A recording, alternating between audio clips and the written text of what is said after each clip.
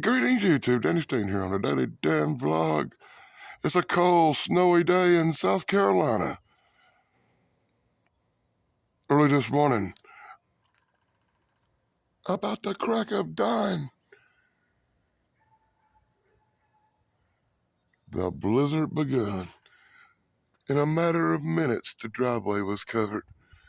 And now an hour later, the yards are starting to cover. And it's sticking by big, giant, thick flakes.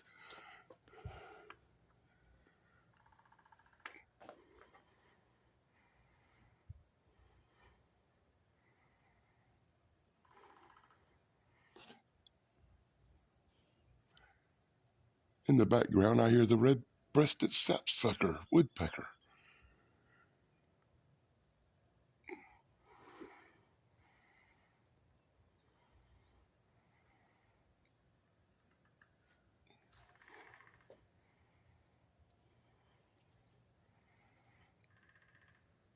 Do you hear the woodpecker?